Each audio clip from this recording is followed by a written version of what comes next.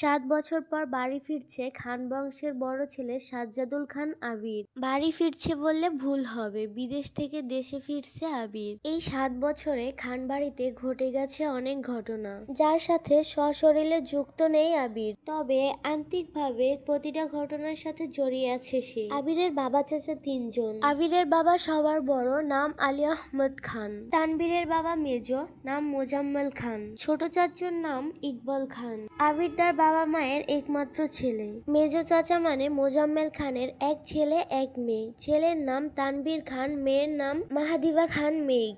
ছোট চাচার এক ছেলে এক মেয়ে, মিম আর আদি। এখনো তারা এলাকায় যৌথ পরিবারগুলোর মধ্যে শ্রেষ্ঠ। বাড়ির সকলের প্রাণ যেন এক সুতোয় বাঁধা।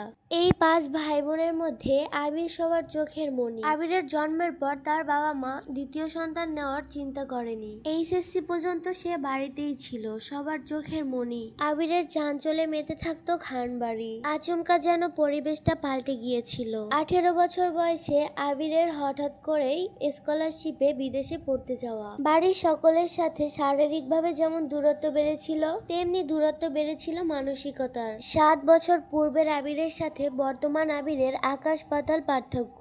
দেখেও যেন চেনার উপায় নেই। ৬ ফুট লম্বা ছেলেটা, গায়ের রং শ্যামলা, গাল ভর্তি চাপ দাড়ি আর চুলের স্টাইল নায়কের থেকে কম না। তার ফ্যাশন আর লুকে যে কোনো মেয়ে এক দেখাতেই প্রেমে পড়ে যাবে। প্লেনে বসে আবির অবলীলায় ভেবে যাচ্ছে অতীতে ফেলে আসা স্মৃতিগুলো। সেই চঞ্চল্যকর মুহূর্তগুলো এখন শুধুই স্মৃতির পাতায়। মাকে রেখে এসেছিল সেই যৌবনের প্রথম দিকে, তখন তার বয়স ছিল ১৮। সেই সময় মাই ছিল তার একমাত্র বন্ধু। আজ শেষ ২৪ বছরের যুবক। এতগুলো বছরেও একটা দিনও বাদ যায়নি যে তার মায়ের সাথে ফোনে কথা বলেনি। বাড়ির সকলের সাথে মোটামুটি কথা বলার চেষ্টা করছে। ছোটবেলার স্মৃতি ভাবতে ভাবতে নিজের দেশে পৌঁছে গেল আবির। এয়ারপোর্টে আবিরের বাবা আলী আহমদ খান আর তানবীর দাঁড়িয়ে আছে। তানবীর সম্পর্কে তার চাচাতো ভাই আর বয়সে ২ বছরের ছোট, কিন্তু দুজন দুজনার বেস্ট ফ্রেন্ড আর কলিজার বন্ধু। তানবীর আবিরকে দেখেই দৌড়ে এসে জড়িয়ে ধরলো। এই ৭ বছরে একবারের জন্য বাড়ি ফেরেনি আবির, তবে প্রতিনিয়ত কথা হতো আবির আর তানভীরের। আবির তার আব্বুকে সালাম করে জড়িয়ে ধরে, তারপরে বাড়ি ফিরে ৩ জন। বাড়িতে যেন হইরই একটা ব্যাপার, আর হবে নাই বা কেন। বাড়ির বড় ছেলে এতদিন পর বাড়ি ফিরছে। রান্নাঘরে বাহারি রকমের রান্না শুরু হয়েছে মা চাচিদের। হঠাৎ দরজায় আবিরকে দেখেই বাড়ির মধ্যে হইচই শুরু হয়ে গেছে। আবিরের আম্মু দৌড়ে এসে জড়িয়ে ধরলেন আবিরকে। আবেগাপ্লুত হয়ে আবিরও মাকে জড়িয়ে ধরলো। মমতাময়ী মাকে সেই ৭ বছর আগে ছুঁয়েছিল। আজ এত বছর পর মায়ের ছোঁয়া পেল আবির। মা চাচিদের সালাম করলো। সোফায় বসিয়ে ছেলেকে একের পর এক নাস্তা শরবত দিতে সবাই ব্যস্ত। এরই মধ্যে উদয় হলো মিম আর আদি। মিমের বয়স ১৪, তার ছোট ভাই আদির বয়স ১০ বছর। আদি এই বাড়ির সবচেয়ে ছোট। আবির যখন বিদেশে যায় তখন এই আদির বয়স ছিল মাত্র ৩ বছর। ভিডিও কলে দেখতে দেখতে সে ভাইকে একটু একটু চিনে। দৌড়ে এসে জড়িয়ে ধরছে ভাইকে, আর আবিরও ওকে জড়িয়ে ধরলো। মিমও এসে আবিরের পাশে বসেছে, খোশ গল্প করছে সবাই মিলে। আদি জিজ্ঞাসা করলো, ভাইয়া আমার জন্য কি এনেছো?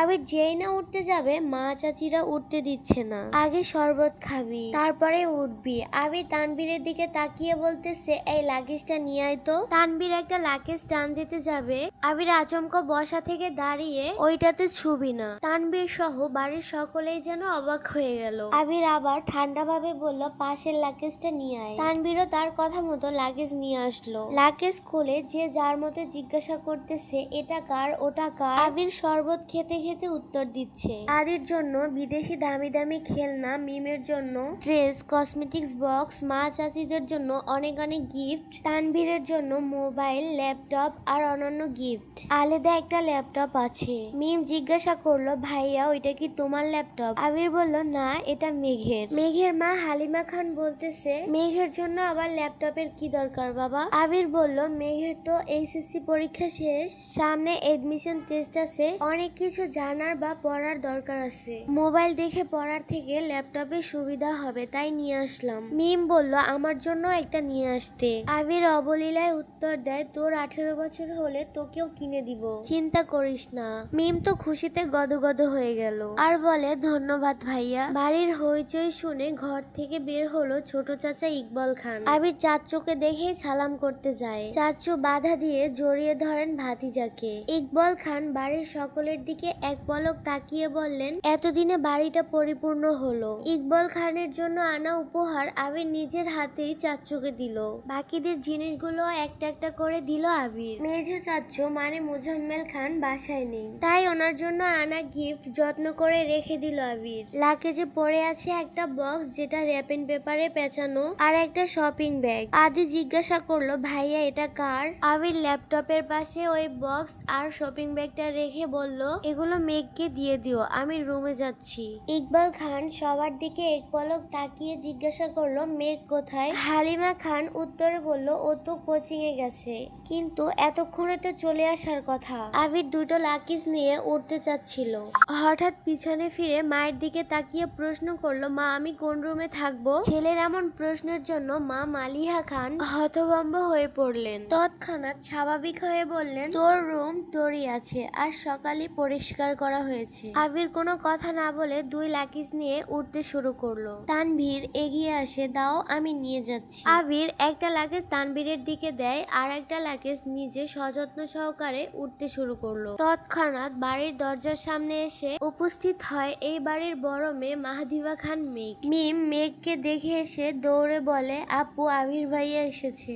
মেঘ সিঁড়ির দিকে তাকায়। লম্বা স্বাস্থ্যবান সুপুরুষ একজন হাতে লাগেজ নিয়ে সিঁড়ি দিয়ে উঠছে, শুধু পিছনটা দেখা যাচ্ছে। মেঘ ভিতরে ঢুকে সবার হাতে গিফট দেখে এদিক ওদিক তাকায়। তৎক্ষণে আবির নিজের রুমে চলে গিয়েছে। মেঘের মা হালিমা খান মেঘের দিকে এগিয়ে এসে বলে, তোর জন্য গিফট এনেছে। মেঘ তাকিয়ে বলে, কি গিফট? হালিমা খান চোখের ইশারা দিলেন সোফায় রাখা ল্যাপটপের দিকে। চোখে পড়ে মেঘের, ছুটে যায় ল্যাপটপের কাছে আর জিজ্ঞাসা করে, এটা কি আমার? মিম বলে, হ্যাঁ আপু তোমার, বক্স আর ওই শপিং ব্যাগটাও তোমার। ল্যাপটপটা ঘুরিয়ে ফিরিয়ে দেখছে মেঘ, যেন আকাশ কুসুম কিছু পেয়ে গেছে। তারপরে শপিং ব্যাগটা খুলে মনে হচ্ছে দুটো ড্রেস আছে এটার মধ্যে। ল্যাপটপ আর বক্সগুলো নিয়ে রুমে চলে গেল। আর ওইদিকে এত বছর পর নিজের রুমটা আশ্চর্যজনিত ভাবে দেখছে আবির। সেই পরিচিত ঘেরান যেখানে সে নিজের জীবনের 12টা বছর কাটিয়েছে। যেই রুমটা ছিল তার একান্ত ব্যক্তিগত, আজও তাই আছে। একটা জিনিসও এদিক সেদিক হতে দেয়নি আবিরের মা মালিহা খান। এমনকি সে রুমে বছরের পর বছর তালা দিয়ে রেখেছেন। যখনই ছেলের কথা মনে হতো ছেলের রুমে এসে নীরবে কেঁদে যেতেন, যেন কেউ বুঝতে না পারে। আবির রুমে ঢুকে লাগেজ খুলে নিজের পরনের টি শার্ট হাতে নিয়ে গোসল করতে যায়। গোসল শেষ করে একটা টি শার্ট পরলো কফি কালার আর একটা ট্রাউজার পরে বের হলেন। হাতে তাওয়াল নিয়ে মাথার চুল মুছতে মুছতে। খাটে বসে আছে তানভীর, লাগেজ নিয়ে এসে রুমে বসে আছেন সে। তানভীরকে দেখে আবির জিজ্ঞাসা করলো, কি হলো, কিছু বলবি? তানভীর মুস্কি হেসে বলল, আচ্ছা ভাইয়া ওই লাগেজটা কেন ধরতে দিলে না? কি আছে ওইটাতে? আবিরের চোখ খোদায় উদ্বেগ স্পষ্ট। চোয়াল শক্ত করে উত্তর দিল, ওটাতে আমার পার্সোনাল কিছু জিনিস আছে। তানভীর হাসতে হাসতে উত্তর দিল, সেই পার্সোনাল জিনিসগুলো দেখতে চাচ্ছে আমার অবুঝ মন, কি করব বলো? আবির গম্ভীর কণ্ঠে উত্তর দিল, কাউকে দেখানোর জিনিস আশা করি পার্সোনাল হবে না। তানভীর ভাইয়ের আপত্তি স্বর বুঝতে পেরে আর কোনো কিছু এই বিষয়ে বলল না, শুধু জিজ্ঞাসা করে, বিকালে কি বের হবে? আবির উপর নিচ মাথা নেড়ে হ্যাঁ সম্মতি জানায়। তানভীর আর কোনো কথা না বাড়িয়ে চুপচাপ রুম থেকে বের হয়ে যায়। আবির ঘরের এক কোণে ফোন হাতে নিয়ে গুরুত্বপূর্ণ কিছু চেক করতে ব্যস্ত হয়ে পড়ে। মেঘ নিজের রুমে ঢুকে শপিং ব্যাগ খুলে 3টে ড্রেস বের করলো। 3টা জামাই অসাধারণ সুন্দর, দুটো গাউন ড্রেস আর একটা গর্জিয়াস কাচের 3 পিস। ল্যাপটপটাও খুলে দেখে তার প্রয়োজনীয় সকল অ্যাপ ব্রাউজার অলরেডি ল্যাপটপে সেট করা আছে। মেঘের দৃষ্টি যায় র্যাপিং দিয়ে মোড়ানো বক্সের দিকে। র্যাপিং পেপার খুলতেই চোখে পড়ে 3টা উপন্যাসের বই, যেগুলোর উপরে ছোট একটা চিরকুটে লেখা এডমিশনের পরে পড়বি। তার সাথে ছোট একটা বক্স, যেটার মধ্যে এক বক্স রঙিন পাথর। মেঘের মেঘের এই পাথরগুলো ছোটবেলায় অনেক পছন্দ ছিল। তার সাথে একটা আইফোন 13 প্রো ম্যাক্স ফোনের বক্স। ফোন দেখে তো মেঘের চোখ আকাশে উঠে গেল। অনেকদিন যাবৎ মনের কোণে একটা সুপ্ত ইচ্ছা ছিল একটা আইফোন কেনার, কিন্তু কাউকে বলার মতো সাহস হয়নি তার। এগুলো দেখে খুশিতে গদগদ হয়ে গেছে মেঘ। ইন্টার সেকেন্ড ইয়ারে পড়াকালীন সময় মেঘের যখন কলেজ, প্রাইভেট, কোচিং সব মিলিয়ে যখন ব্যস্ততায় দিন কাটতো, তখন তানভীর তার পুরানো একটা ফোন দিছিল মেঘকে। সিমটাও ছিল তানভীরের।